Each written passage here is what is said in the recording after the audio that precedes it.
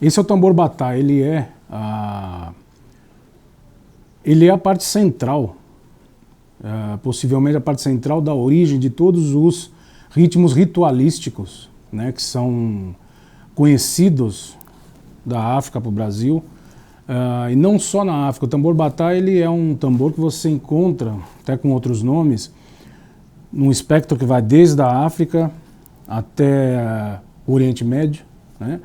Passando ali até pela parte do Mediterrâneo, chegando um pouco lá para aquelas partes dos Montes Urais, Rússia, até chegar à Índia, China. Esses tambores existem praticamente no mundo antigo inteiro, né? Desde o Egito até a África Ocidental, no Japão, né? Na China, Índia. Mas a parte importante desse tambor não é só a ideia rítmica que ele traduz para os outros tambores, né? A parte central dele é que dentro dele existe uma divindade que é conhecida sob vários nomes na história humana e que na África Ocidental nós conhecemos como a divindade chamada Ayan, e entre os egípcios chamada Aion. Esse aqui é o tambor falante, né? Nitama. Ele também é conhecido como Okele, né? Ele é o tambor que ele possui o código que é transmitido para esses outros tambores, os batás. Então ele é o tambor que faz com que a língua das divindades seja transmitida para os homens. Então ele possui um som tonal, como eram as línguas antigas, principalmente as línguas africanas. E ele funciona mais ou menos assim, ó.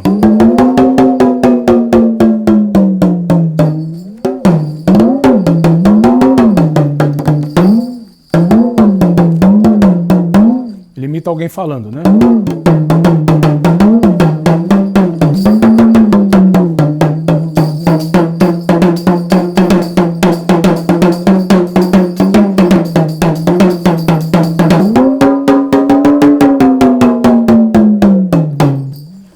Então esse é um tambor muito importante e praticamente a ideia de invocação desses códigos que esse tambor possui se perderam na diáspora, né?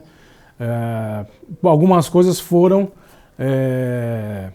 absorvidas, algumas coisas foram relembradas nos tambores rituais que se usam nos terreiros. Nos mitos antigos diziam que essa divindade que mora dentro do tambor, a divindade Ayan ou Aion, ela fugiu de dentro do tambor, né?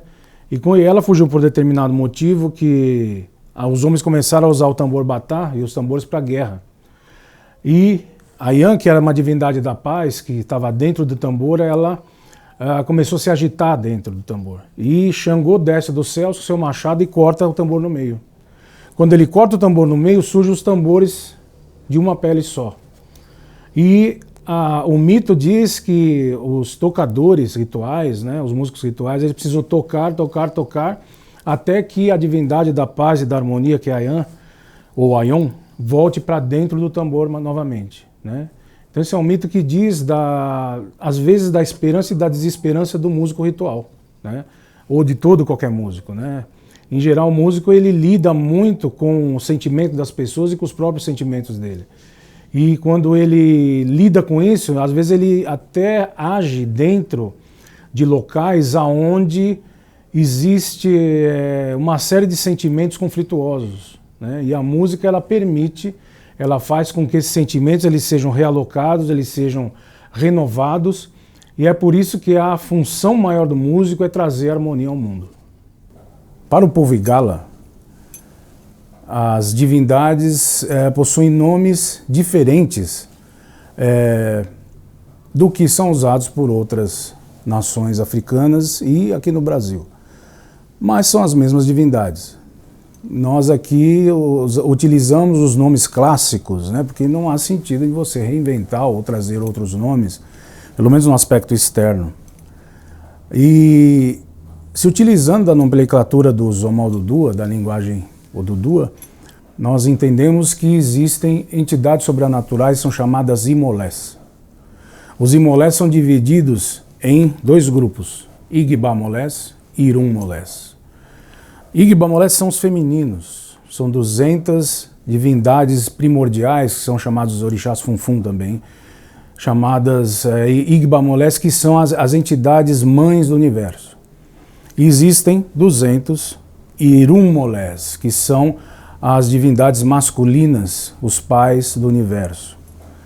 Todos eles criaram tudo que nós conhecemos, tudo aquilo que existe. E são casais. Então são 400 divindades que são casais. Eles tiveram cada um filho, que são mais 200 divindades, que são esses que nós conhecemos como Xangô, Oxum, Ogum, essas divindades mais conhecidas que são entendidas no Brasil, em Cuba e em outros lugares como orixás. As divindades filhas são chamadas Ebora. E então nós temos 600 divindades mais um que é Exu. São 601 divindades.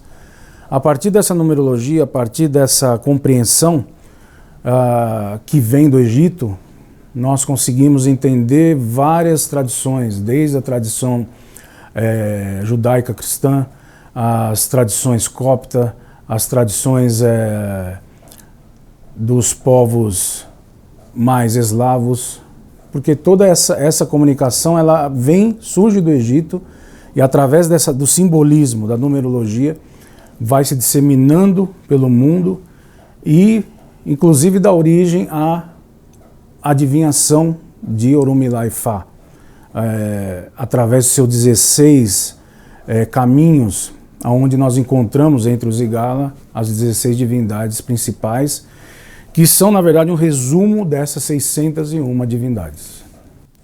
Essas divindades vieram para o Brasil através do processo escravagista, né? E orixás, eles são cultuados principalmente nos cultos Nagô, né? Ou entre os Efon, os Ijexá, aqueles povos que são considerados iorubãnos aqui no Brasil. Divindades similares também vieram aqui para o Brasil, que são os Voduns, né, que são das tradições Jeje Marim, e existem também aqueles que são os Inquices, que são das tradições Angola-Congo. Devido ao processo sincrético, todos eles conversam uns com os outros, assim como essas divindades todas, através do processo sincrético, também encontram similaridade, por exemplo, com as divindades ou santos católicos, né? Nós sabemos que, por exemplo, Ogum não é São Jorge, né? Eles possuem, através do sincretismo, uma aproximação pelos elementos, pelos mitos e pelos poderes que eles exercem. Isso faz a ligação entre eles. Ogum é uma divindade guerreira, São Jorge também é uma divindade guerreira. Ogum luta contra o mal, São Jorge também luta contra o dragão. Então essas similaridades fizeram com que o sincretismo, de um modo muito inteligente, formasse toda essa ideia, esse imaginário do povo brasileiro, aonde nenhuma divindade é deixada de lado ou nenhuma divindade é menos importante que outra. A ideia do sincretismo é tão interessante, né? Muitas pessoas não aceitam o sincretismo. Mas o sincretismo é muito importante pela aproximação que faz com os povos, né? Pela aproximação que faz com ideias diferentes no mundo inteiro. Você pode ver que essas divindades são tão antigas que existem divindades semelhantes em vários locais. Tomar como exemplo, por exemplo, Xangô, que é a divindade da justiça, dos raios, dos trovões. Ela é praticamente a mesma divindade dos nórdicos, o Thor, né? E também existe Indra, né, na Índia. Existe o deus Susano no Japão. Então são divindades, e todos esses orixás que nós cultuamos existem universalmente. Eles existem sobre alguma forma, obedecendo e se identificando com a cultura de cada povo, eles encontram um modo de se achegar aos homens, isso desde que surgiu a pré-história, desde que a história começou. Essas divindades têm atuação devido a todo o processo da natureza que se interpõe entre o homem e sua realização. Essas divindades, elas estão sempre presentes. Os orixás, eles são cultuados em várias tradições no Brasil. São cultuados no candomblé, são cultuados no batuque do sul, são cultuados nos cultos do tambor de mina, cultuados na Umbanda e várias outras tradições brasileiras. O Brasil, ele possui uma capacidade incrível de fazer reuniões espirituais, né? Fazer um encontro de tradições espirituais que, às vezes, em outros locais, elas não conversam. Então esse é um ponto muito positivo dentro de uma espécie de democracia espiritual que existe, e isso existe muito forte aqui no Brasil, né? Onde isso permite com que várias tradições diferentes consigam encontrar um ponto de contato em comum para poderem dialogar umas com as outras. Aquilo que vem do sol, o sol leva para longe. O que vem da lua, a lua leva embora. Mãe Ayan, ela me gerou, ela me levantou, por isso eu louvo a terra, por isso eu louvo o céu. Por eu ter sido reforçado, o meu tambor, eu tenho ido muito longe. De longe eu trouxe Ayan de volta. Ayan Ireu.